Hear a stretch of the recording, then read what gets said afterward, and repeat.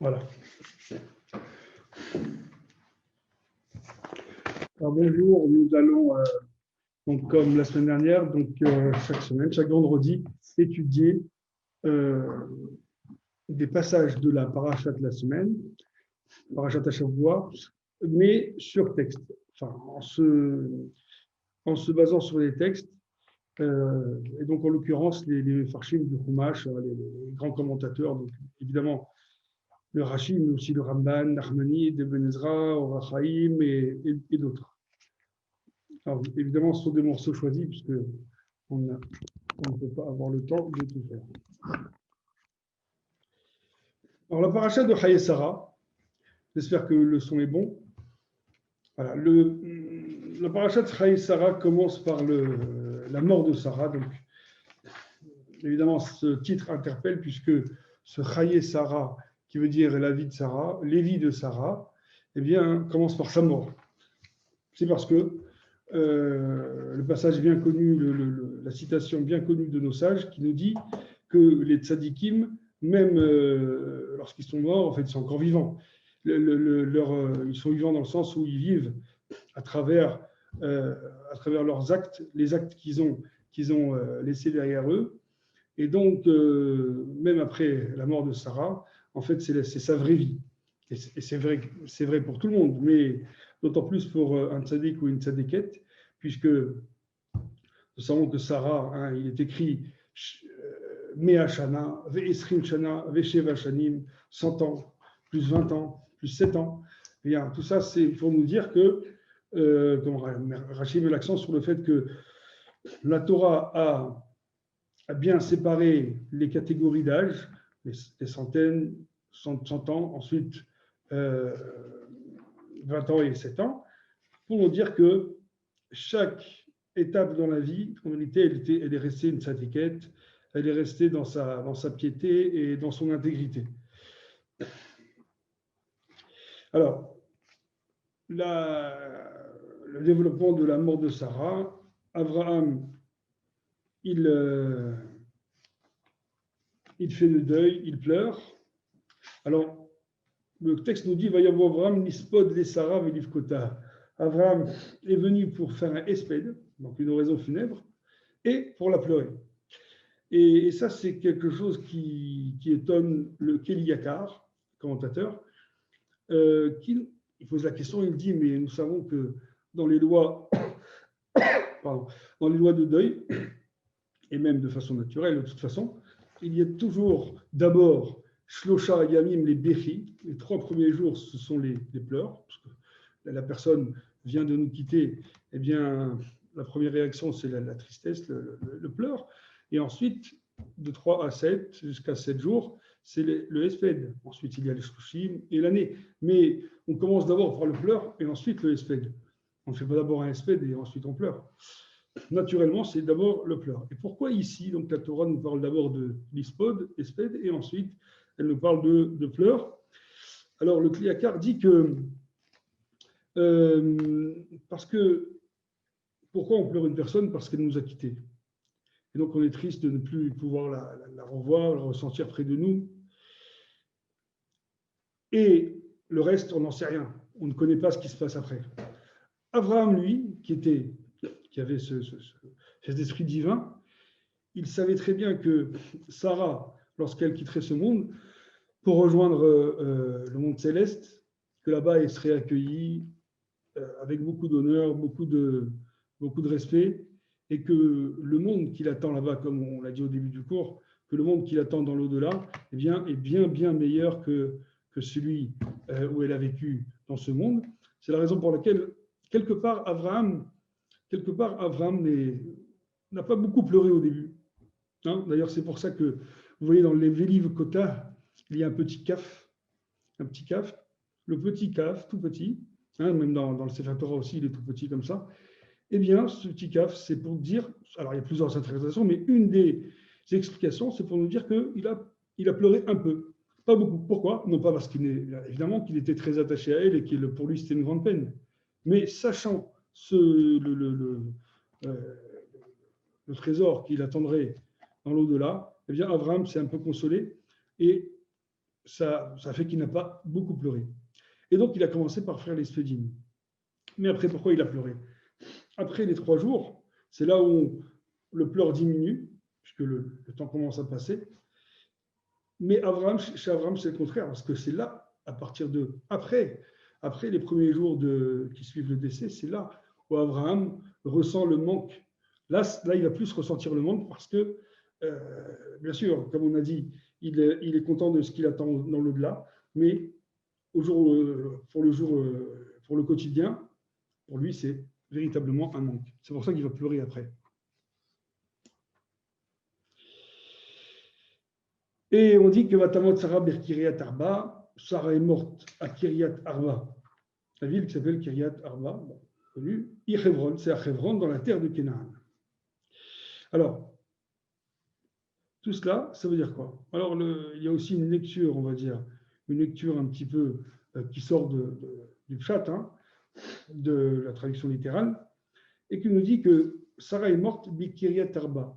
Kiryat Arba, c'est la ville, alors littéralement la cité d'Arba, de 4, et en dehors du pshat, pachou, de l'explication simple, soit parce qu'il y a eu 4 géants qui ont vécu là-bas, ou parce que c'est l'endroit, donc la grotte de Morphela, où il y aura les 4 couples, nos patriarches, donc d'abord Adam et Chava, Abraham, Sarah, Yitzhak et Rivka, et Yaakov et Léa. Mais ça, c'est l'explication de Rashi. Mais d'autres commentateurs disent que la cité des 4, en fait, c'est la constitution de l'être humain. La constitution de l'être humain, l'être humain, il est constitué de 4 éléments. Donc, c'est le Afar, Maïm, Esh et Ruach. Afar, c'est la terre, puisque Dieu a créé l'homme en prenant de la poussière de la terre. D'ailleurs, on l'explique aussi par le fait que lorsqu'il se décompose, eh bien, il redevient poussière. De l'eau. On sait bien qu'une très grande partie du corps humain est composée d'eau. Le feu, alors le feu, ça peut être la chaleur. Le corps humain ne peut pas vivre s'il est en hypothermie, donc il faut un minimum de chaleur dans le corps. Et le roi, donc c'est le vent, l'air, l'oxygène. Donc l'être humain a besoin de ces 4 éléments, donc la poussière, la terre, l'eau, l'oxygène et la chaleur. Et donc ça, Kiryat Arba. Kiryat Arba, donc c'est l'endroit où il y a les 4 éléments, c'est l'être humain. Alors, le Kli Yakar explique que lorsqu'une personne quitte ce monde, eh bien, ça peut être soit parce qu'elle a fait des fautes, ou soit parce que imaginez, il y a une personne dans le Tanakh au sujet desquelles on dit qu'ils n'ont pas fait des fautes, et il serait mort, Be'etio Shel Nachash, tout simplement parce qu'il y a eu l'histoire avec le serpent et Chava et Ève, et à cause de ça, donc la mort a été décrétée. Mais s'il n'y avait pas un décret de la mort, il ne serait pas mort. Et donc, ceux qui meurent par décret, eh bien, c'est Kiryat Arba, Vatamot Sarah et Kiryat Arba. Elle est morte, si vous voulez, en décomposant les 4 éléments donc, qui forment son être. Mais le passage précise après, Yi Hebron, attention, c'est Hebron. Hebron, c'est le Chibour. Chibour, c'est l'attachement à Hachem. Pourquoi? Parce que vous savez que les tzadikim, on le dit au sujet de Aaron HaKohen, de Moshe Rabbeinu, et c'est écrit aussi au sujet de Myriam, donc la sœur de Moshe, même c'est pas écrit explicitement, mais c'est dit dans la Torah orale, que ces tzadikim-là sont morts binishika. Nishika, donc c'est un baiser divin. C'est-à-dire qu'ils n'ont pas connu les douleurs et les affres de la mort.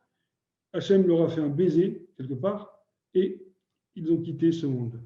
Eh bien, le baiser, c'est la notion de lien entre une personne et une autre. Le baiser, ça peut être affectif, c'est aussi le lien. Et donc, c'est ça, Chevron, ça vient de Chibour. Chibour qui veut dire l'attachement, le fait d'être attaché, collé à une personne. Et donc là, en l'occurrence, c'est que donc le Sarah Imenu, donc Sarah, qui était attachée à Hachem parce qu'elle est morte bin Shika avec ce baiser. Mais il fallait passer par l'étape de la décomposition des 4 éléments. Voilà, donc quelques points intéressants.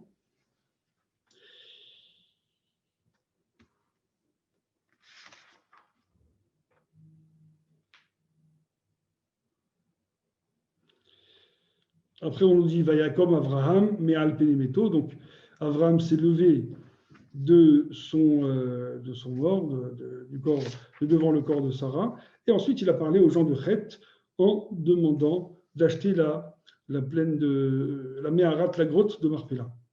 Alors de là, le Baal HaTurim dit pourquoi Avraham s'est levé, comme si, il s'est levé, évidemment, il ne va pas rester sans cesse assis devant le corps.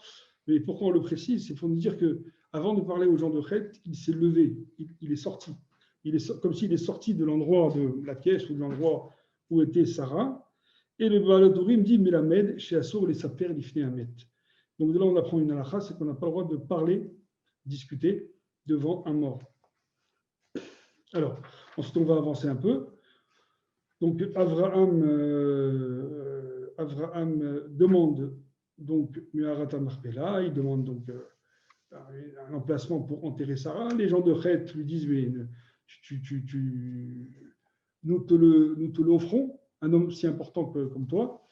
Et ensuite, Avraham demande à parler à Ephron. Ephron veut lui donner aussi, mais Avraham comprend que lorsqu'Ephron lui dit, tu sais, pourquoi tu discutes, enfin c'est une négociation, mais Ephron lui dit, mais pourquoi tu cherches à me payer pour 400 Arba Meot Shekel Kesef, pour 400 shekels d'argent, hein, c'est pas évidemment, c'est le shekel de l'époque, c'est le poids d'argent.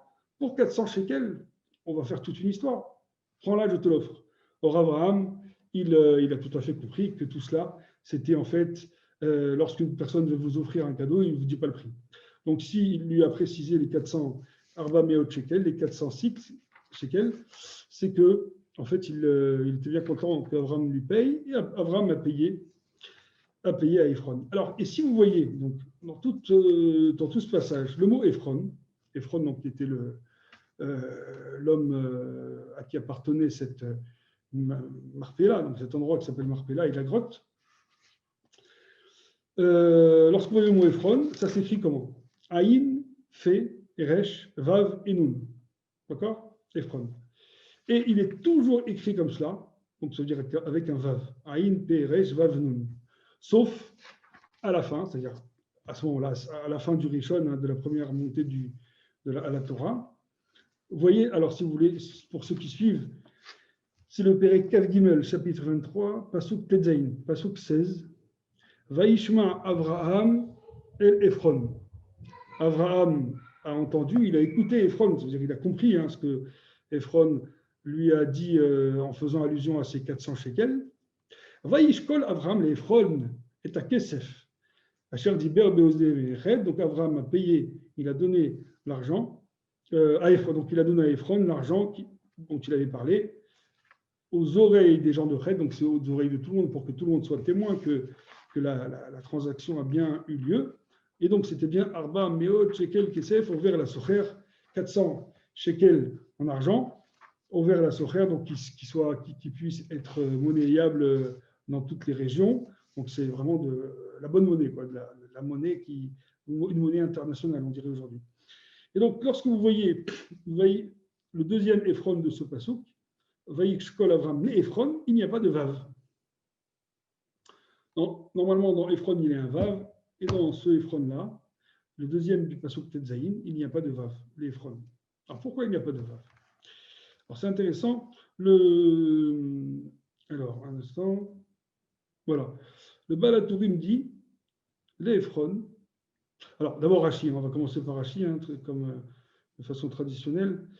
Alors, Rashi dit Chaser Vav, il manque un Vav. Pourquoi?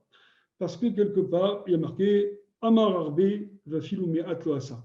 C'est quelqu'un qui parle beaucoup, mais il n'a même pas fait un peu.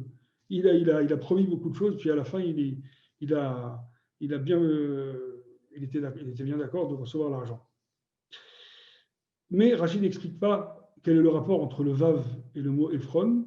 Il dit juste que pourquoi on lui a diminué, on a diminué son nom d'une lettre, c'est pour montrer qu'il a été diminué. Il a été diminué parce que c'est un homme qui n'a pas, c'est un beau parleur, mais c'est un homme qui n'agit pas vraiment.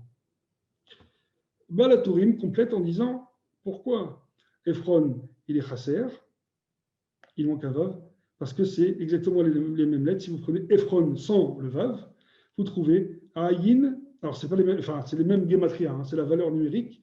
On trouve Aïn Ra, hein, puisqu'on a le Aïn, le P c'est Aïn et Yud, on a un Nun et un Resh.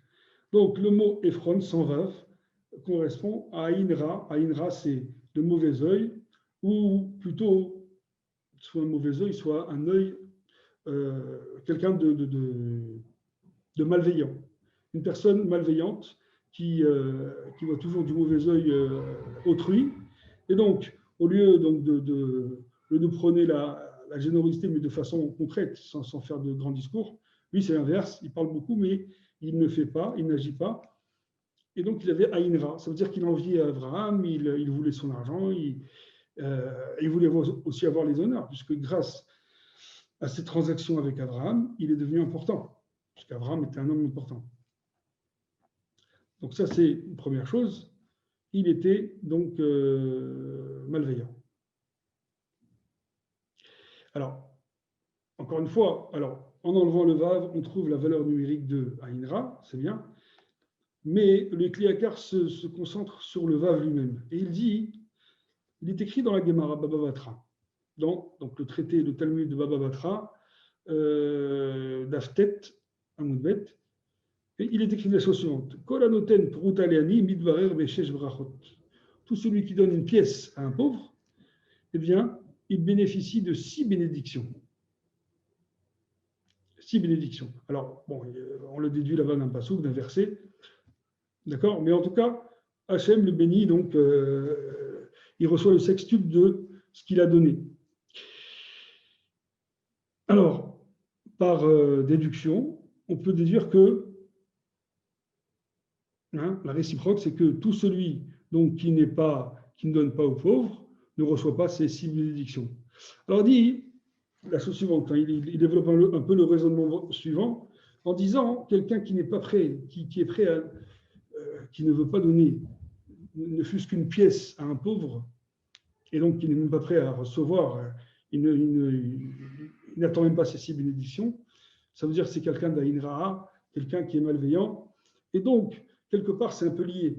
Et ici, bon, même si Abraham n'était pas pauvre, on ne parle pas de cela, mais le fait que Ephron s'est montré comme ça, de mauvais œil, quelqu'un qui mesquin, quelqu'un qui parle sans agir véritablement, quelque part, donc il est malveillant, il est comparé à celui qui refuse même de donner une pièce à un pauvre, et donc diminue, enfin, il est privé de ces 6 bénédictions, de ces shesh brachot. C'est la raison pour laquelle on lui a enlevé le vav. Le vav, donc, qui est la valeur numérique de 6.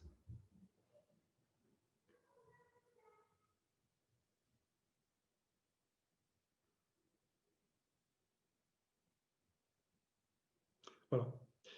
Donc, et donc, il dit, le Kliakar dit que finalement, celui qui est prêt à, celui qui est généreux et qui a marqué Tov, Aïn ou Yevorach, ou Yevarech. Alors, il est écrit ou Yevorach, il est béni. Une personne qui a un bon œil, il est béni. Mais on dit dans la Gemara aussi, ou Yevarech, c'est à cette personne-là qu'il convient de donner un kos, par exemple, un verre de kidouche, lorsque, par exemple, on est dans un.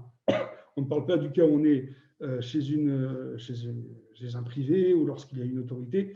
Lorsque des amis sont ensemble, on ne sait pas qui va faire le kidouche. Alors, on dit, bon, après, il faut savoir le choisir. C'est la personne qui est la plus bienveillante, la plus généreuse, celle qui a Aïn Tova. Pourquoi? Parce que celui qui a Aïn Tova, il sera béni par ces 6 bénédictions, et donc celui qui est béni peut, à son tour, déverser et par ricochet, donc faire bénéficier autrui de ces bénédictions. Et donc, voilà, c'est un petit peu ce qui opposait Abraham et Ephron. Abraham le Tovaïn et Ephron le Ra'aïn.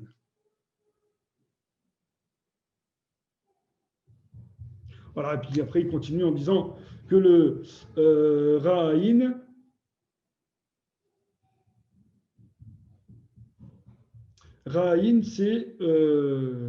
c'est la valeur numérique de 400. Si vous prenez le mot Ra'aïn, c'est la valeur numérique de 400. Et c'est pour ça que la Torah, en nous disant il a pris 400 shekels, c'est justement, voilà, ça correspond un peu à son comportement, à sa personnalité. On parle aussi, il cite aussi l'exemple, par exemple, l'exemple de Yaakov et Esav. Esav est venu, Esav qui était Ra'aïn aussi, qui était malveillant envers Yaakov, il est venu avec 400, il était accompagné de 400 hommes. Donc on retrouve ce 400. Et aussi on retrouve le Yosef qui a été vendu par ses frères et qui est descendu en Égypte. Et bien, cette vente a occasionné, a provoqué un exil de 400 ans.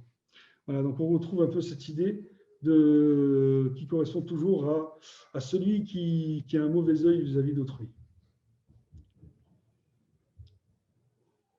Voilà.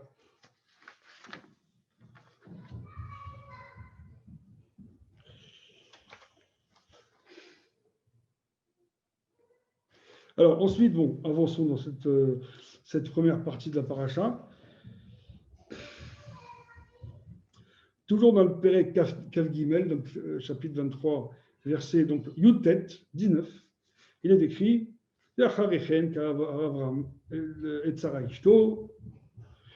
ensuite Abraham a enterré Sarah sa femme. Voilà.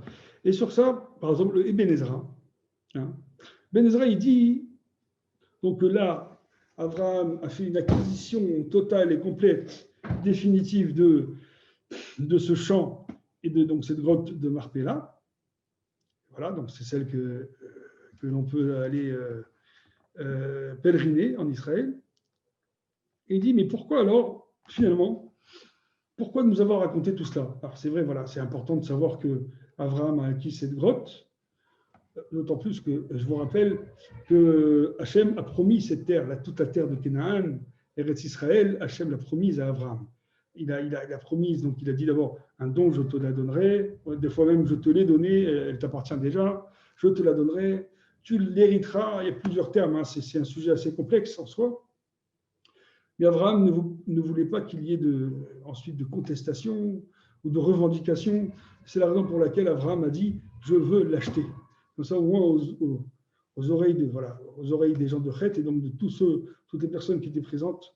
Et voilà, c'est écrit noir sur blanc qu'Abraham a acheté cette terre. Et le Ben Ezra nous dit oui, c'est vrai que Abraham a voulu l'acheter pour écarter toute contestation, mais c'est aussi pour une autre raison. Il dit une iskirazot à paracha. L'intérêt de nous enseigner cette paracha, c'est pour nous enseigner donc la qualité et la grandeur de la terre d'Israël par rapport aux autres terres, la chaim ve la metim, aussi bien pour les vivants que pour les défunts. C'est-à-dire, pour les vivants, on se dit, oui, la terre d'Israël, c'est une terre, c'est bien, on est bien là-bas, on a envie d'y vivre, etc.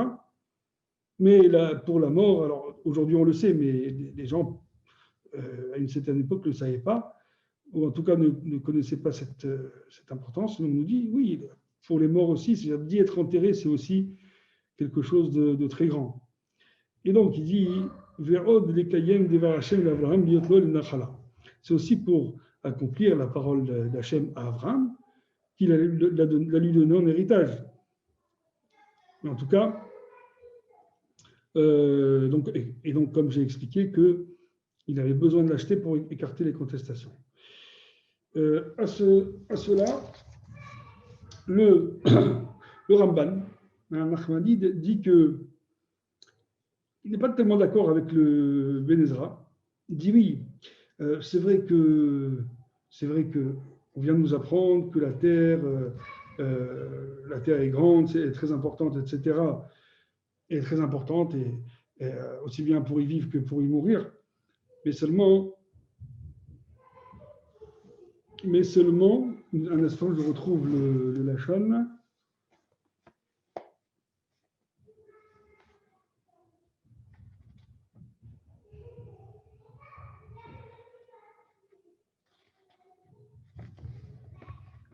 Voilà. Il dit Velo Yadati, Taham Lidivre Rabbi Avram. Il dit je ne comprends pas quel est le sens de l'explication de Rabbi Avram, donc qui est le Ibn Ezra, qui dit que c'est pour l'Eretz Israël, la Chaim et la Metim. Od lekayem lo davar Hashem liot le nachala. Ki ma ma'ala la'aretz vazi, ki lo yolichena el eretz acheret lekovra, vedavar Hashem l'Avraham al kol haaretz yivin chayim gerek vezaro. Il dit, premièrement, on dit que Abraham a enterré Sarah pour nous montrer l'importance, a enterré Sarah donc, à cet endroit pour nous enseigner l'importance de l'Eretz Israël. Mais il dit quoi alors, il aurait dû aller dans un autre pays ou dans une autre ville pour l'enterrer. Elle se trouvait là, elle est morte là-bas. Alors il l'a enterrée là-bas. Si il habitait ailleurs et qu'il l'a amené volontairement à cet endroit, voilà, on comprend que c'est pour nous enseigner quelque chose. Mais là, il était donc il est revenu de Beersheba parce qu'il y a eu la Hakeda, la ligature d'Yitzhak. Il revient, il trouve Abraham est morte. Eh ben, il l'enterre. Mais ça nous prouve, c'est pas une preuve. Ça ne veut pas dire que c'est pas vrai, mais c'est pas une preuve que cet endroit est le meilleur. C'est peut-être parce que c'était plus pratique. Il n'avait aucun intérêt à retarder l'inhumation pour chercher un autre terrain. Et en plus, il dit, bon, si c'est parce que aussi pour montrer que Hachem allait réaliser sa parole en donnant cette terre à Abraham, sa parole, c'était sur toute la terre d'Israël, pas uniquement sur cette parcelle de terrain. C'est pour ça que le Ramban dit autre chose. Lui, il dit, en vérité, alors là, c'est son avis, pas l'avis de tout le monde. Lui, il dit que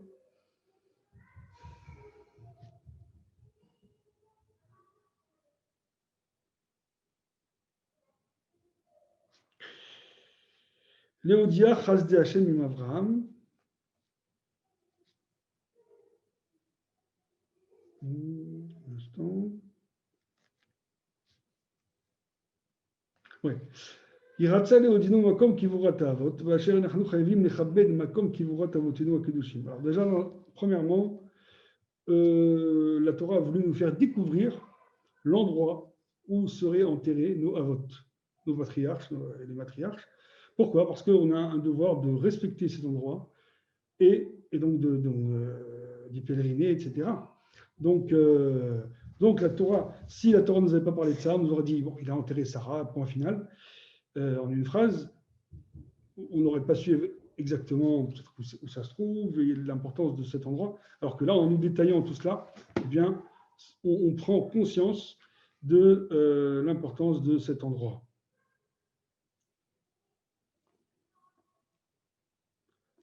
Hein, d'ailleurs, il y a des commentaires des explications sur le Ramban qui disent que le Ramban lui-même, Nachmanide, a envoyé une lettre à son fils. Il a écrit, d'ailleurs, il y a aussi la Higueret Ramban, la lettre du Ramban connue, hein, donc il prône le travail de la Hanava, de la modestie, etc.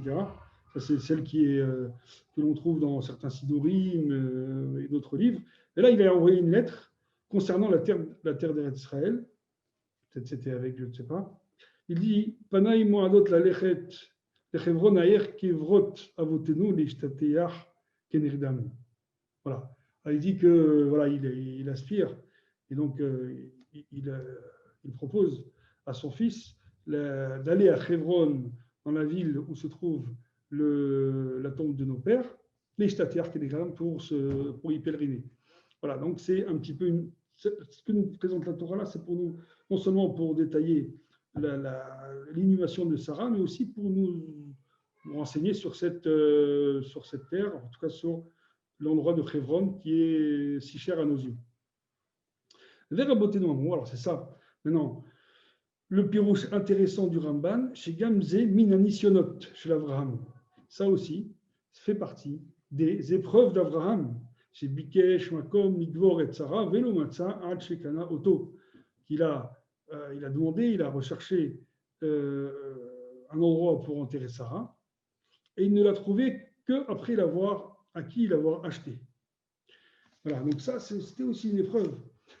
On pourrait se dire, alors, évidemment, on ne parle pas de l'épreuve de perdre son épouse en soi, évidemment qu'il y a une grande épreuve, mais ça, celle-là, elle n'est pas spécifique à Abraham, elle concerne toute personne qui est dans ce cas. Donc, mais mis à part cela, lorsqu'Abraham arrive, rentre chez lui, et il trouve sa femme décédée, donc là, évidemment, il est triste de cela, mais maintenant, il va s'occuper de son inhumation. Et qu'est-ce qu'il fait?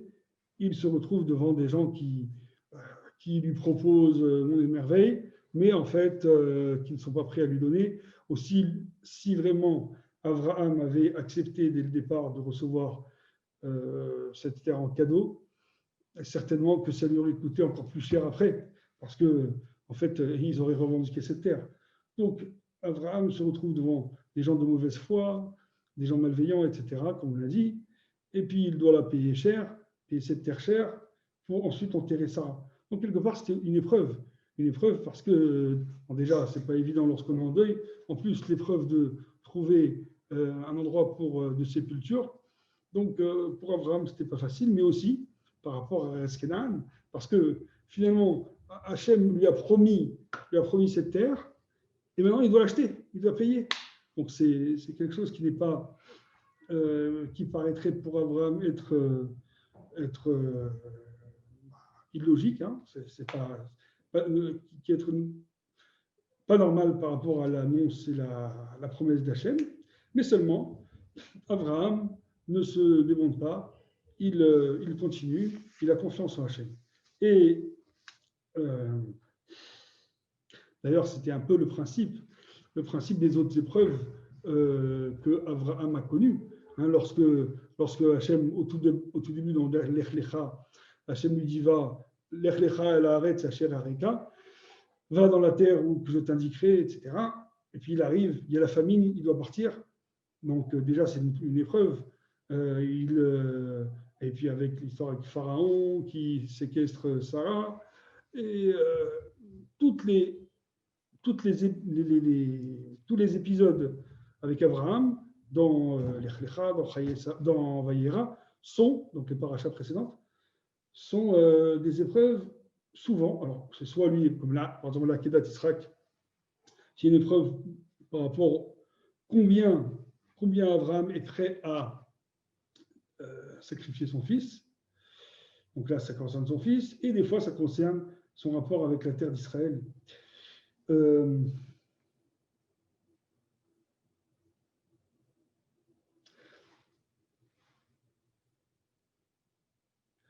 Alors, par exemple, dans la Mishnah, Rabbi Ovadia Barthénoura ou le Rambam Maïmonide, eux, ne comptent pas donc l'acquisition de cette terre comme une épreuve.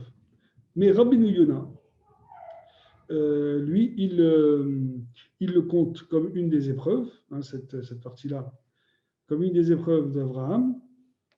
Et par exemple, il a omis Ma'amad ben Abetarim, hein, l'alliance entre les morceaux.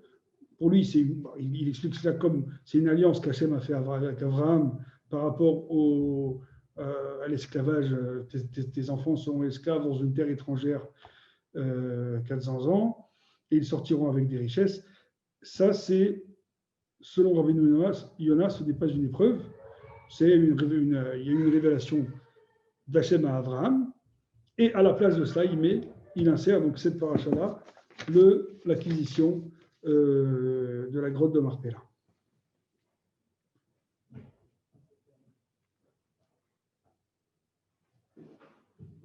Et alors dans un livre qui s'appelle Samderer, du Rabbi Simcha Zissel Broida, il dit finalement fondamentalement quelle est la différence entre l'épreuve. Si si on dit, comme le Ramban Nachmanide, que l'acquisition de cette grotte, c'est une épreuve, ça fait partie des épreuves d'Abraham, fondamentalement, hein, on ne parle pas dans le contexte, dans la forme, mais fondamentalement, quelle est la différence entre l'épreuve avec la Akedat Yitzhak et celui de l'enterrement de Sarah? Eh bien, il dit la chose suivante. Celui de la Akedat Yitzhak, c'est Nisayon Nirot Ketzad Yifral. Comment ça vient l'éprouver pour savoir comment va agir Abraham, comment va réagir et va agir Abraham, surtout. Parce que la Akedat Yitzhak, c'était prendre son fils, marcher 3 jours jusqu'à le mont Moria, et être prêt à le sacrifier, il l'a ligoté, etc. Donc là, c'était vraiment au niveau de l'acte. Quand Hachem a su, il a vu que Abraham était prêt à tout faire pour sa volonté, Ata Yadarti qui errait le Kimata. Maintenant, je sais, dit Hachem, que tu crains Dieu. Alors, Hachem maintenant veut le tester dans sa pensée. Parce que finalement, si on dit que la vente de la grotte de Marpella, c'est une épreuve, alors l'épreuve, on va dire, c'est une difficulté de trouver un terrain. Évidemment, dans de tels moments, dans un moment de deuil, c'est pénible. Mais l'épreuve, disons, ce n'est pas forcément l'acquisition en elle-même, mais c'était plutôt de savoir comment aller réagir et quelle était la pensée d'Abraham. Et il dit, Vigvour Atzara, Yanisayon Evarer, Ketzad Yarshov Abraham Belibo. Qu'est-ce que Abraham va penser dans son cœur et quelle va être sa réaction donc, au niveau de sa pensée, au niveau de son sentiment.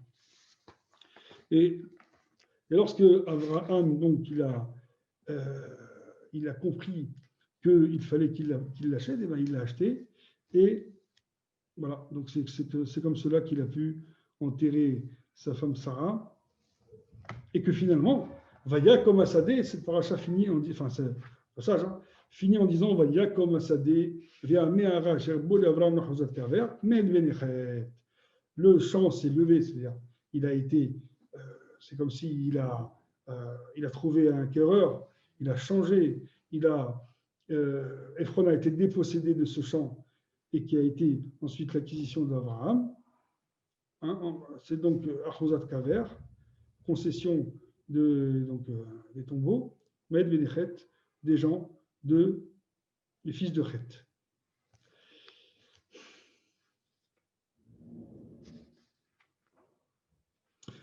Ensuite, alors, avec le temps qui nous reste, on va faire un petit peu un petit point sur la suite. Ensuite, alors, c'est un sujet un peu, lorsqu'Abraham vieillit, Abraham Zaken va Bayamim, Yitzhak grandit et Abraham veut le marier. Et donc, c'est la fameuse histoire de Rivka. Donc, Abraham envoie Eliezer, son serviteur, pour chercher une femme à son fils Yitzhak. Il arrive donc dans la terre où habite la maison où habite donc la famille d'Abraham. Donc c'est Bethuel, qui a Rivka et Lavan. Il arrive là-bas près du puits et Eliezer dit à Hachem, écoute Hachem, tu dois m'aider. Je suis le serviteur de ton Abraham qui est fidèle. Abraham Moavi, hein, c'est le proche, le chéri d'Hachem. Et donc, aide-moi à réaliser ma mission. Et présentement, je veux donc chercher une femme pour Yitzhak. Aide-moi. Voilà, intuitivement, et c'est un peu ça qui est un peu bizarre, qui interpelle les Mefarshim. Presque intuitivement, il a dit, voilà, je suis là. Et il dit, il a nourri rien. Il y a des jeunes filles qui sont là, qui puisent de l'eau. Eh bien, la jeune fille à qui je demanderai de me verser un peu d'eau pour boire, elle me donnera à boire, et Vegam Gemalecha Ashke, elle dira, je veux faire boire aussi tes chameaux. Eh bien, c'est elle qui sera celle qui sera destinée à Yitzhak. Pourquoi? Parce que, donc évidemment, parce qu'elle est prête à faire du chesed non seulement donc la bonté, la générosité, non seulement elle est prête à donner de l'eau à un homme qui a soif, mais aussi elle va s'intéresser aux animaux et elle va leur donner de l'eau, les faire boire. Et c'est ce qu'on voit. Et dès qu'il a fini de dire ça, tout de suite, il a été exaucé, il a vu une jeune fille, donc c'est Rivka, et qui avait une cruche, et voilà. Et il a couru après elle, il lui a demandé de l'eau, elle a dit tiens, bois, et dès qu'elle a fini de la boire, elle a fait boire tous les champs. Et donc après, donc le serviteur lui a parlé, etc. Il s'est présenté, elle s'est présentée, et puis ensuite, ils ont fait la demande du mariage chez le frère, donc chez Bethuel et Lavan, sachant que Lavan, toujours intéressé, s'attendait à avoir des richesses. Et donc, en fait, Rivka vient d'une maison de gens très fourbes et malhonnêtes, comme ce Lavan qui va le montrer plus tard dans le parachat de Vaïtsé. Et là, donc, Rivka, elle s'est démarquée elle est sortie de ce lot et elle a cultivé les bonnes midot, les qualités humaines de chesed, de bonté, d'achnasat ochim, d'accueil d'invités, etc. Alors revenons à ce que ma question donc, de départ, c'était de savoir, donc, Eliezer, il a de sa propre initiative, il a demandé qu'Hachem lui réponde.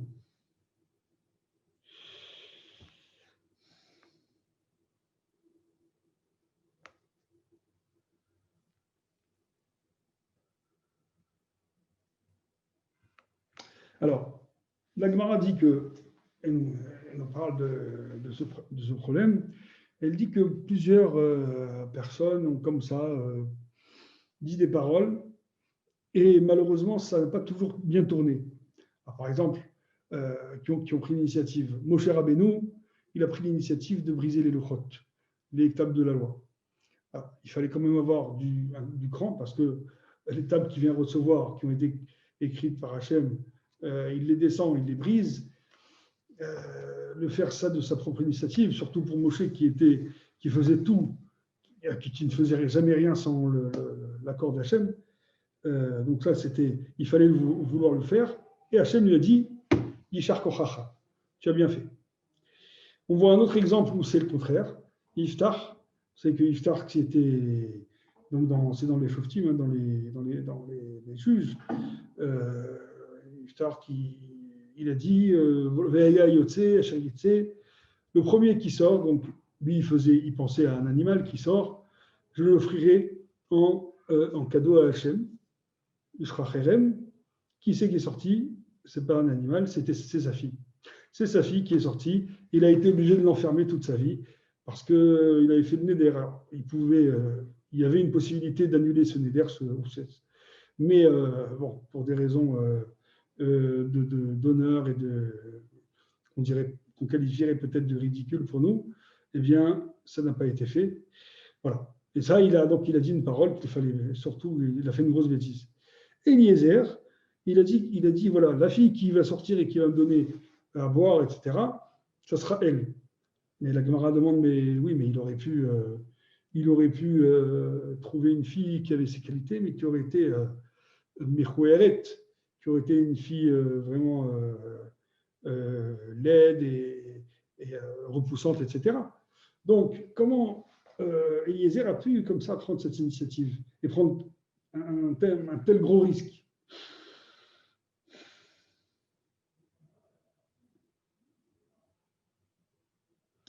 Alors, en vérité, la Torah nous dit la chose suivante. Elle nous dit, lorsque Rivka est allée, je retrouve le passouk,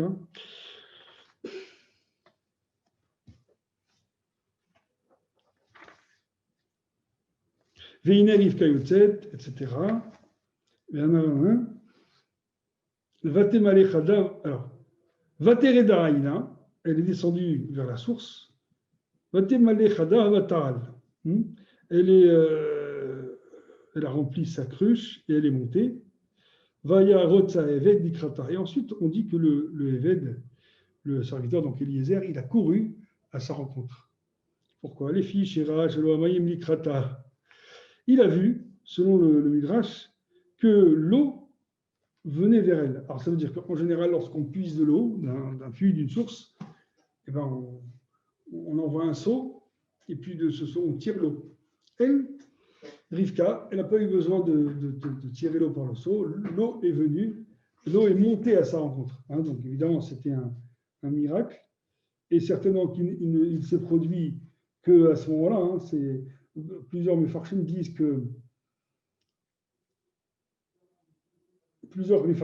que lorsqu'elle puisait, donc c'était comme ça, elle faisait, il y avait un miracle, parce que par son mérite, Hachem voulait l'aider à puiser de l'eau, mais lorsqu'elle l'a fait pour Eliezer, certainement, alors ça c'est une idée intéressante, lorsqu'elle a puisé de l'eau pour Eliezer, pour lui et ses chameaux, il dit, alors ici c'est le Kedushat Lévi, il dit que certainement qu'il n'y a pas eu de miracle. Elle devait puiser et se fatiguer. Alors d'abord, je réponds à la question précédente. La question, c'était de dire que comment Eliezer a pu être tellement certain que c'était la femme qu'il fallait. Il a vu qu'un miracle s'est produit, donc il a couru, il s'est dit, c'est elle la femme qui convient. Mais l'auteur de Oznaïm, la Torah, nous dit la chose suivante. Il dit, si c'est un miracle, alors elle a eu un miracle, bon, ok, mérite, elle avait un mérite, d'accord, mais le problème c'est que ça montre quelque part qu'elle n'avait pas, pour elle, c'était pas si difficile de faire la mitzvah, puisque si vous avez un miracle qui se produit, etc., vous avez des facilités.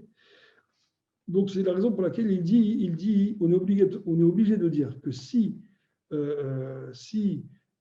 la mitzvah était tellement, la mitzvah qu'elle a fait envers Eliezer, de lui donner de l'eau, si elle a été reconnue comme une qualité, qu'elle avait une qualité humaine et pas de miracle, ça prouve qu'elle a dû se fatiguer. Parce que lorsqu'on fait une mitzvah, voilà, ça c'est important, lorsqu'on fait une mitzvah, des fois c'est un peu fatigant, c'est un peu dérangeant. Et il dit, mais justement, c'est ça l'intérêt. Si tout est facile, alors la mitzvah n'a plus tellement d'intérêt. Parce qu'on va pas si on ne se fatigue pas, ça n'a plus tellement d'intérêt. Si pour aller rendre visite à une personne, c'est un peu loin, il faut prendre la voiture, c'est un peu loin, il faut prendre du temps.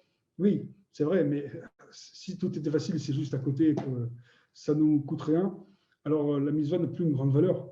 Donc c'est un peu ça. Ici on nous dit, Rivka, lorsqu'elle a servi de l'eau à Eliezer et à ses chameaux, elle l'a fait en puisant réellement. Et c'est un peu ça que Eliezer a vu. Il a dit, pourquoi lorsqu'elle a puisé de l'eau, lorsqu'il l'a vu la première fois, c'était pour elle, c'était avec un miracle, parce qu'elle le mérite. Et pourquoi lorsqu'elle me sert à moi de l'eau, elle n'a pas de miracle? C'est justement parce qu'elle fait une mitzvah. Et donc si elle fait une mitzvah, c'est qu'elle le fait, donc c'est qu'elle y met du cœur, elle y met de la simcha, de la joie, du cœur, elle le fait comme il se doit. Et c'est la raison pour laquelle c'est la femme qui est destinée à mon maître, Yitzhak, et que je vais ramener donc à Abraham, qui m'a envoyé pour cette mission, et qui devra se marier avec Yitzhak. Et c'est ce qui s'est passé, et que c'est comme ça que Rivka est devenue une de nos mères, de nos matriarches. Voilà, j'espère que ça a été bien clair, et que je vous souhaite à toutes et à tous Shabbat Shalom. Kol Tov.